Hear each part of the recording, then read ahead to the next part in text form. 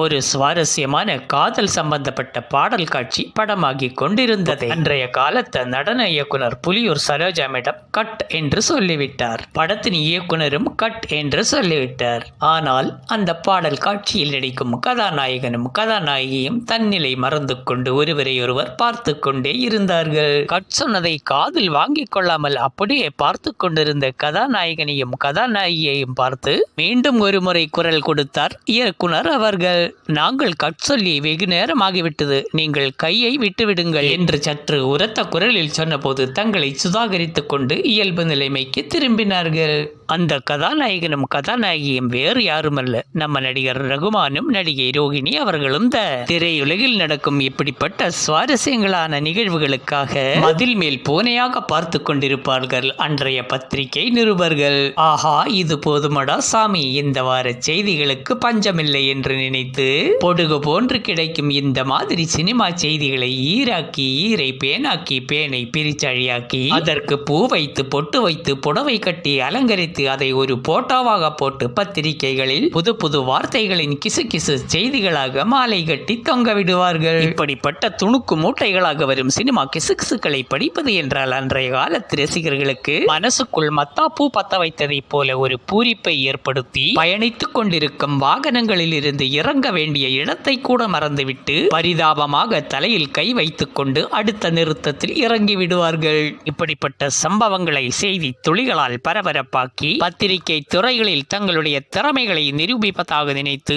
பணம் சம்பாதிக்கும் ஒரு சில சாமர்த்தியசாலிகளில் ஒருவராக திகழ்ந்தவர் பல்லிசேரி என்ற இந்த பத்திரிகை நிருபர். பல்லிசேரி என்பது இவருடைய பெயர் அல்ல, கேரள மாநிலத்தில் இவருடைய சொந்த ஊரின் பெயர்தான் இந்த பல்லிசேரி என்பதாகும். 1983 காலகட்டங்களில் ரகுமான் ரோகிணி என்ற இந்த தார ஜோடிகளுக்கு மலையாள திரையுலகில் ஒரு மாபெரும் சிம்மாசனம் இருந்தது. இவர்கள் நடித்த காதல் திரைப்படங்கள் என்றால் அன்றைய காலத்து மலையாள ரசிகர்களுக்கு ஒரு தேன் விருந்து என்றுதான் சொல்ல வேண்டும். அன்றைய காலத்தில் இவர்கள் நடித்த வெற்றி படங்களின் பட பாடல்கள் இன்றளவும் பல மேடை நிகழ்ச்சிகளில் பிஞ்சு மழலைகள் கூட பயன்படுத்தி பாடி பரிசுகளை தட்டி செல்வது உண்டு. இதனாலேயே இவர்களை பற்றியான கிசுகிசுகளுக்கு அன்றைய பத்திரிகைகளில் பஞ்சமில்லாமல் இருந்தது. அந்த காலகட்டத்தில் இவர்கள் இருவரும் தான் திருமணம் செய்து கொள்ள போகிறார்கள் என்று வதந்திகளை பரப்பிவிட்ட ஒரு மிகப்பெரிய கிசு ஜாம்பவானாக இருந்து வந்தவர் இந்த பல்லிசேரி அவர்கள். இவர்களை பற்றி எழுதும் கிசுகிசுக்களை படித்து தெரிந்து கொள்வதற்கு நடிகர் ரகுமானுக்கோ அல்லது நடிகை ரோகிணி அவர்களுக்கோ வாய்ப்புகள் இல்லாமல் இருந்தது. அதற்கு முக்கிய காரணம் என்னவென்று கேட்டால் இவர்கள் இருவருக்கும் மலையாளம் எழுதவும் தெரியாது, படிக்கவும் தெரியாது. நடிகை ரோகிணி அவர்கள் தெலுங்கு ஆந்திர மாநிலத்திலிருந்து வந்தவர். ஆனால் நடிகர் ரகுமான் அவர்களோ இவர் மலையாளியாக இருந்தாலும் இவர் சிறிது காலம் அபுதாபியில் படித்து வளர்ந்தவர். அதன் பிறகு பெங்களூர், ஊட்டி என்று தங்கி படிக்கும் கிறிஸ்துவ பள்ளிகளில் ஆங்கிலம் பயின்றவர். இருந்தாலும் இவர்களை பற்றியான செய்திகள் அனைத்தும் இவர்களுக்கு நெருக்கமானவர்கள் இவர்கள் காதில் பற்ற வைத்து விடுவது என்பது ஒரு வழக்கமாகவே இருந்து வந்தது. இன்றைய காலத்தில் நடிகர் ரகுமான் அவர்களுடன் மிகவும் நெருக்கமாக பழகி வந்தவர்களில் ஒருவர் பெருமைக்குரிய மறைந்த நடிகர் வி.எம்.சி. ஹனீஃபா அவர்கள். இவர் வயதளவில் மிகவும் மூத்தவராக இருந்தாலும் ரகுமானின் மனதிற்கு பிடித்த ஒரு இனிய நண்பராக இருந்து வந்தார். மிகவும் சாதுவான இவருடைய குணமும் நகைச்சுவையூட்டும் இவருடைய வார்த்தை ஜாலங்களும் நடிகர் ரகுமான் அவர்களுக்கு மிகவும் பிடித்து போனதால் இவர்களுக்கிடையே ஒளிவு மறைவு இல்லாத ஒரு உண்மையான ஒரு நட்பு வட்டம் இருந்து வந்தது. இது இப்படி இருக்க தங்களை பற்றியான வரும் கிசுகிசுக்களை படித்து தெரிந்து கொள்ள வேண்டும் என்பதற்காகவே வீம்புக்காகவே மலையாள மொழியை படித்து கற்றுக்கொண்டு கை தேர்ந்த புத்திசாலியானவர் நடிகை ரோகிணி அவர்கள். இந்த கிசுகிசுக்களை படித்துவிட்டு வெளிநாட்டில் இருக்கும் ரகுமானின் பெற்றோர்கள் தொலைபேசி வழியாக தன் பிள்ளையிடம் அடிக்கடி புகார் கூறி வந்தார்கள். அம்மா, அப்படியெல்லாம் ஒன்றும் இல்லைம்மா, நாங்கள் ஃப்ரெண்ட்ஸாக தாம்மா பழகிட்டு இருக்கோம். பல்லிசேரின்னு ஒரு ரிப்போர்ட்டர் இருக்காம்மா, நாங்கள் எங்கே ஷூட்டிங் பண்ணாலும் அவன் அங்கே வந்துடுறாம்மா. நானும் ரோகிணியும் கல்யாணம் பண்ணிக்க போறேன்னு சொல்லி அவனோட பத்திரிக்கையில் அவன் கொட்டை எழுத்துல போட்டிருக்காம்மா. நான் அப்படி யாரையாவது லவ் பண்ணா கூட உங்ககிட்ட சொல்லாம பண்ண மாட்டேம்மா என்றெல்லாம் ரகுமானின் பெற்றோர்களிடம் ரகுமான் ஆறுதல் கூறி வந்தார். சரி சரி, பார்த்து நடந்துக்கோ என்று பெற்றோர்கள் கூறினாலும் ரகுமானின் மனதிற்குள் அந்த பத்திரிகையாளர் மீது ஏதோ ஒரு பகையுணர்ச்சி ஏற்பட்டது. இந்த சூழ்நிலையில் தான் ரகுமானிடம் ஒரு துப்பாக்கி இருப்பதை கண்ட நடிகர் வி.எம்.சி. ஹனீஃபா அவர்கள் இது என்ன துப்பாக்கி என்று கேட்டார். ஆமா, ஒருத்தனை போட்டு தள்ளணும், அதுக்கு தான் இது என்றார் நடிகர் ரகுமான் அவர்கள். என்ன சொல்ற ரகு, சினிமாவில் இதெல்லாம் சாதாரண விஷயம் ரகு, இதையெல்லாம் பெருசாவே எடுத்துக்க கூடாது. பின்ன என்ன அங்கிள், எங்க அப்பா அம்மா கிட்ட எனக்கு பதில் சொல்லவே முடியல. பேனா இருந்தா எது வேணாலும் எழுதலாமா?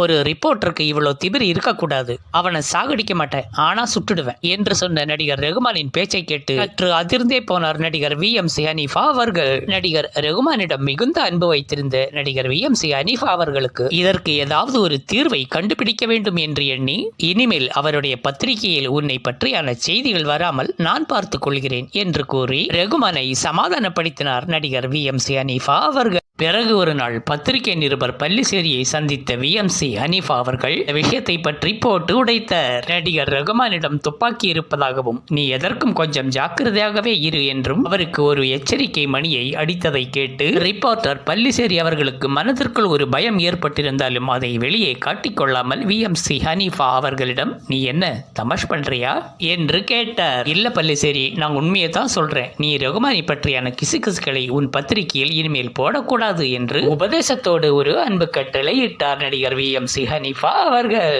நீங்கள் சொல்வது உண்மை என்றால் இந்த விஷயத்தை பற்றி நான் ரகுமானிடமே கேட்டு தெரிந்து கொள்கிறேன் என்று பதிலளித்தார் பத்திரிகை நிருபர் பல்லிசேரி அவர்கள். பிறகு ஒரு நாள் படப்பிடிப்பு தளத்தில் நடிகர் ரகுமான் அவர்களை சந்தித்து, என்ன ரகுமான், என்னை சாகடிக்க உங்களிடம் துப்பாக்கி இருப்பதாக கேள்விப்பட்டேன், இது உண்மையா என்று கேட்டார். ஆனால் அந்த கேள்விக்கு ரகுமான் பதில் ஏதும் சொல்லாமல் மௌனமாகவே இருந்தார். இருக்குன்னா இருக்குன்னு சொல்லு, இல்லைன்னா இல்லைன்னு சொல்லு. நீங்கள் மௌனமாக இருப்பதை பார்த்தால் அது உண்மை என்றுதானே நாங்கள் நினைக்க கூடும். உங்களுக்கு நான் என்ன துரோகம் செய்தோம்? செய்திகளை போடுவது என்பது எங்கள் தொழில் ரகுமான். அதில் கொஞ்சம் அலங்காரம் செய்து போட்டால் தான் ரசிகர்கள் விரும்பி படிப்பார்கள். இதற்காக நீங்கள் என்னை சாகடித்து விட்டு என் குடும்பத்தை நடுத்தெருவுக்கு கொண்டு வர வேண்டாம். நீங்கள் எல்லாம் பணம் படைத்த செல்வந்தர்கள். எப்படிப்பட்ட வழக்காக இருந்தாலும் அது உங்களை எந்த விதத்திலும் பாதிப்பு ஏற்படுத்தாமல் கூட போகலாம் என்று கூறி தன் மனக்குமரலை ரகுமானிடம் கொட்டி தீர்த்தார் பத்திரிகையாளர் பல்லிசேரி அவர்கள். இந்த சம்பவத்திற்கு பிறகு பல காலங்கள் கடந்து இந்த செய்தியை வெளியுலகிற்கு சொன்னதே இந்த பத்திரிகையாளர் பல்லிசேரி அவர்கள்தான். நடிகர் ரகுமான் அவர்கள் திரையுலகிற்கு அறிமுகமானதே ஒரு சுவாரஸ்யமான நிகழ்வுதான். கூடவிடே என்ற ஒரு மலையாள திரைப்படத்தின் படப்பிடிப்பிற்காக அந்த படத்தின் கதாநாயகி சுஹாசினி, மம்முட்டி, மலையாள இயக்குனர் பத்மராஜன் அடங்கிய படக்குழு ஊட்டியில் முகாமிட்டு கொண்டிருந்தார்கள். அந்த படத்தில் நடிக்க ஒரு அழகான பையனை தேடி பணக்கார பிள்ளைகள் படிக்கும் பள்ளிக்கூட வாசல்களில் கண்ணுக்கு பிடித்தவனை தேடி கால் கெடுக்க நின்றவர் இயக்குனர் பத்மராஜன் அவர்கள். இப்படித்தான் ரகுமானை கண்டுபிடித்து அவர் படித்த பள்ளிக்கூடத்தின் பிரின்சிபலிடம் ரகுமானை பற்றிய விவரங்கள் கேட்டு தெரிந்து கொண்டார். பிறகு வெளிநாட்டில் இருக்கும் ரகுமானின் பெற்றோர்களிடம் தொலைபேசியில் தொடர்பு கொண்டு ரகுமானை ஒரு திரைப்படத்தில் நடிக்க வைக்க ஒரு 6 நாட்கள் ஒதுக்கி தர முடியுமா என்று பெற்றோர்களிடம் அனுமதி கேட்டார்கள். இப்படி திரைத்துறையில் எந்தவிதமான ஒரு முன் அனுபவமும் இல்லாமல் என்னுடைய 16வது வயதில் திரைத்துறையில் காலடி எடுத்து வைத்தவர் ரகுமான் அவர்கள். அந்த படத்தில் இவருக்கு ஒரு முக்கிய கதாபாத்திரம் என்று சொல்லித்தான் ஒப்பந்தம் செய்தார்கள். ஆனால் அந்த படப்பிடிப்பு தொடங்கிய நாளில் இருந்தே இவருடைய கதாபாத்திரத்தின் தன்மை வேறு கோணத்தில் திரும்பி அந்த படத்தின் கதாநாயகனே இவர்தான் என்று சொல்லும் அளவிற்கு அந்த படத்தின் இன்னொரு கதாநாயகனாக இருந்த மம்முட்டி அவர்களின் கதாபாத்திரத்தை ஓரம் கட்டி நிற்க வைத்தது. கூடவிடே என்ற இந்த திரைப்படத்தின் மூலமாகத்தான் நடிகை சுஹாசினி அவர்கள் முதலாக மலையாள திரையுலகிற்கு அறிமுகமானார். இந்த படத்தில் ஒரு பள்ளிக்கூட ஆசிரியையாக வரும் நடிகை சுஹாசினி அவர்களுக்கும் அவருடைய வகுப்பில் படிக்கும் ஒரு மாணவனாக வரும் நடிகர் ரகுமான் அவர்களுக்கும் இடையே ஏற்படும் ஒரு நட்பு வட்டத்தால் சுஹாசினியின் காதலராக வரும் நடிகர் மம்முட்டி அவர்களுக்கு சந்தேக குழப்பங்களால் வரும் சம்பவங்கள் தான் இந்த மலையாள திரைப்படத்தின் திரைக்கதை. இந்த திரைப்படத்தில் மீசை கூட முளைக்காத ஒரு அப்பாவித்தனமாக ஒரு அழகான மாணவனாக வந்து நடிகர் மம்முட்டி அவர்களின் முறைப்புக்கும் ஆக்ரோஷத்திற்கும் பயந்து அவரை எதிர்கொள்ளும் காட்சிகளில் தன்னுடைய இயல்பான நடிப்பால் ரசிகர்களின் அனுதாபத்தை அள்ளி சென்று இருப்பார். அந்த படத்தின் கதைப்படி ரகுமான் ஒரு தாயில்லா கதாபாத்திரம். தந்தை என்று ஒருவர் இருந்தாலும் அவர் அரசியல் பிரமுகராக இருப்பதால் தன் மகனிடம் அன்பு காட்டவோ ஆதரவு காட்டவோ பொழுதுகளை செலவழிக்கவோ நேரம் கிடைக்காத காரணத்தினால் ரகுமான் ஒரு அனாதை பிள்ளை போலவே ரகுமான் எப்போதுமே ஒரு சோக முகத்துடனேயே காட்சியளிப்பார். இதனால் ரகுமானிடம் ஒரு தனி அன்பை வெளிப்படுத்தி ஆசிரியை சுஹாசினி அவர்கள் ரகுமானுடன் ஒரு தாய் அன்புடன் பழகி இவருடைய மனதிற்கு ஒரு பூரிப்பை ஏற்படுத்த வெளிப்படுத்துகிறார். அது மட்டுமல்லாமல் பள்ளிக்கூடத்தில் நடைபெறும் விளையாட்டு நிகழ்ச்சிகளிலும் கலை நிகழ்ச்சிகளிலும் ரகுமான் தன்னுடைய தனித்திறமையை வெளிப்படுத்தி முதல் பரிசுகளை தட்டி செல்லும் பொழுது ஆசிரியை சுகாசினி அவர்களுக்கு ரகுமான் மீது இருக்கும் அன்பும் மதிப்பும் அதிகமாகி இவர்களுடைய அன்பு பரிமாற்றங்களின் நிகழ்வுகள் என்பது திரையரங்குகளில் மிகப்பெரிய சுவாரஸ்யங்களை ஏற்படுத்திவிடும். இந்த நட்பு வட்டத்தை கண்டு மனம் பொறுக்க முடியாமல் சுகாசினி அவர்களின் காதலராக வரும் நடிகர் மம்முட்டி அவர்கள், நீ அந்த பையனுடன் சுற்றுவது எனக்கு சுத்தமாக பிடிக்கவில்லை என்று சுகாசினியிடம் வெறுப்பை கொட்டுகிறார். அவன் என் வகுப்பில் படிக்கும் மாணவன், அது மட்டுமல்லாமல் அவன் ஒரு தாயில்லா பிள்ளை. அவனிடம் கொஞ்சம் அன்பு காட்டி பழகுவதில் என்ன தவறு இருக்கிறது? அவனிடம் பழகுவதில் உங்களுக்கு என்ன பிரச்சனை வரப்போகிறது? அவனை என்னால் நன்றாக புரிந்து கொள்ள முடிகிறது, ஆனால் உங்களைத்தான் என்னால் புரிந்து கொள்ளவே முடியவில்லை என்று தன் பக்கம் இருக்கும் நியாயத்தை வெளிப்படுத்தியும் கூட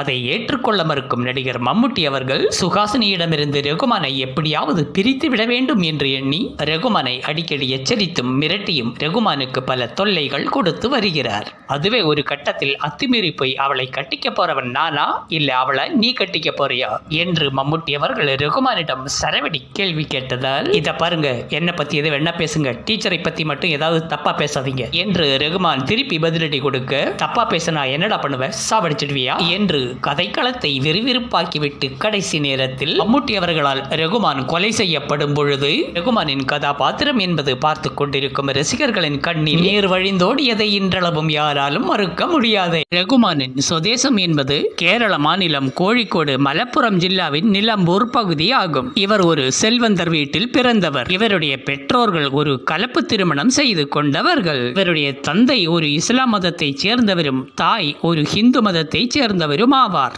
ரகுமானின் நிஜ பெயர் என்பது ரசீன் என்பதாகும்.